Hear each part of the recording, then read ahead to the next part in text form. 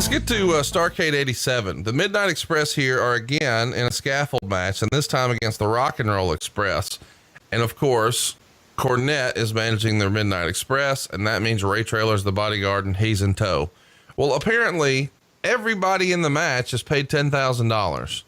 And Bubba, who's also on top of the scaffold working his deal, is only paid $5,000.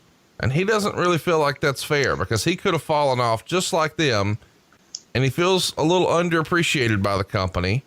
And especially since people had started to say how much better he was getting. Like even in the Wrestling Observer, he was voted the most improved wrestler for 1987.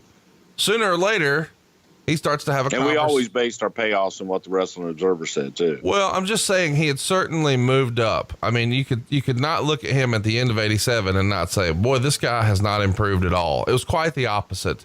And this is a guy who started with a lot of, sort of raw ability just based on his ability to take that suplex from Tully Blanchard.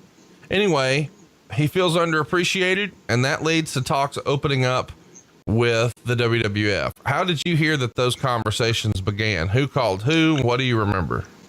The story I remember at the time was that Bubba had reached out to Pat Patterson, and I think he reached out through Terry Garvin initially and got to Pat, and they brought him up, wanted to talk to him and see him in person. Came up to the office, and that's where, the love affair began because they just fell in love with him. Was so easy to talk to. He's funny, and they looked at him and they loved that story of being the prison guard in Cobb County, Georgia.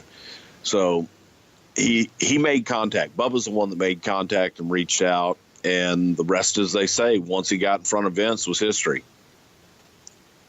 So I guess we should talk about, there was an episode of Saturday Night's Main Event in 1985 where Hogan and Andre were wrestling King Kong Bundy and Big John Studd.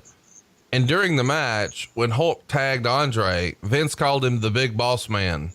So that name had sort of been floating around in one variation or another for a little while.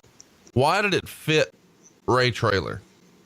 Because when Vince looked at Ray Traylor and he loved the idea of the prison guard and the fact that the guys in prison referred to Ray Traylor as the Big Boss Man because he was the Big Boss Man. He was the one that let him out. He was the one that put him back in. And Vince loved that name. Now, the boss was Andre the Giant. Backstage, everyone referred to Andre as Boss. Ooh, boss. And that was out of respect. But the fact that these guys had referred to Boss Man as the Big Boss Man, Vince loved that reference, and frankly, didn't really go over all that well with Andre. But Andre wasn't full time at the time, and it was Vince kind of explained it away, and Boss Man was nice enough to be able to win Andre over a little bit. But there was a little nervousness there too because Boss Man's a big guy. I'm boss. So Vince was infatuated with that and loved it. So, hypothetically, the idea was always to be an evil prison guard. I mean, at this time, I feel like I know the answer, but I just want to sort of have you sort of pitch everybody here. The idea is to have him as a heel rather than as a face. And that almost feels like automatic because of the climate in the company at the time. Would I be fair in saying that? Well, he was going to be coming in as a heel because he was a big, mean, nasty monster that would be a formidable foe for Hulk Hogan. We were a heel factory. So looking at him and looking at the size and everything else and the way that he can bump around, it's like, oh my God, Boss Man and Hogan, that's a perfect match. I just think that's sort of automatic at the time. You guys were looking for giants. Before he gets an opportunity there to take on Hogan and make his debut, he does a tour in Japan in April of 88. And then he comes in and signs with the company officially, making his debut on June 1st at a television taping in San Francisco. And his gimmick here is after he would, beat an enhancement guy up, then he'd handcuff him to the rope and then beat him with the nightstick. Where does that idea actually come from, man? That's pretty brilliant. The idea came from a scene that Hogan had seen on the news of a bunch of people, and the cops had handcuffed them to like railings, the same kind of security railings to hold them there. And the people were fighting the cops, and the cops were just beating them with nightsticks where they were helpless. And that was the vision. That was the vision that they see. But the very first time, the Boss Man was ever on TV was the third time that I had ever done, was the third time that I had appeared on TV, and we brought him out to introduce him on the Brother Love show, which you had basically Slick running the show there, because it was my third time. It was Boss Man's first time, and Slick being able to introduce the Big Boss Man, baby. And Ray was just nervous as shit, and he's looking at me, hoping I'm going to carry him through it. And I'm sitting there thinking, I got 5 of these to do tonight, and I'm in the weeds. But it was actually easy, and it was one of the best ones I ever did. And we actually had people coming over the railing for a promo. Think about that, going back into 1988 and going out, 2 guys they had only seen that night for the very first time.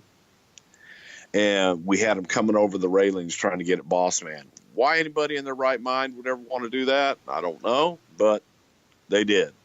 Hey, so let me ask here, and I know this may seem like a silly question, so I can't wait for you to answer. Why was Slick the guy? Don't get me wrong, I love the pairing, and by the way, that was an underrated Slick impression that you did there.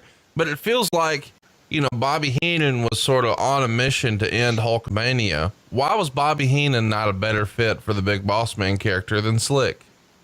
I think it was just Bobby had a lot of guys already, thought that Slick would complement him well, and they felt that Slick would also kind of help him with his promos as well, help Boss Man with his promos and bring him along a little bit. Just a different presentation. He actually gets to work the Milwaukee County Stadium show on July 31st, WrestleFest 88, where he beats Scott Casey. He makes his pay-per-view debut at SummerSlam 88, where he beats Coco Beware. And after that, he starts working a lot of Jim Powers matches on the house shows. But then on September 19th, 1988 in New Haven, Connecticut, that's when he first gets the opportunity to work against Hulk Hogan. Of course, Hulk wins by count out, and it feels like a match made in heaven. What was Hulk so fond of about working with Boss Man in this era? Because the big bastard bumped his ass off for Hogan.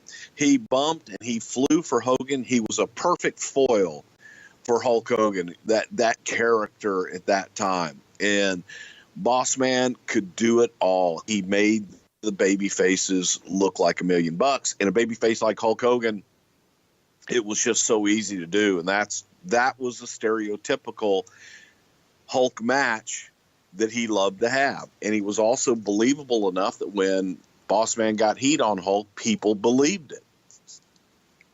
Let's talk a little bit about, and I've always been interested in this, the dynamic of coming from sort of one locker room to another. Now, this was happening a lot in the 80s in the WWF, but was there any sort of weirdness with Traylor, or did he just fit in like peas in a pod right away? He really fit, other than the guys kind of giving him a hard time about Andre, and Andre, gets to you, man, he ain't going to like it. There's only one boss.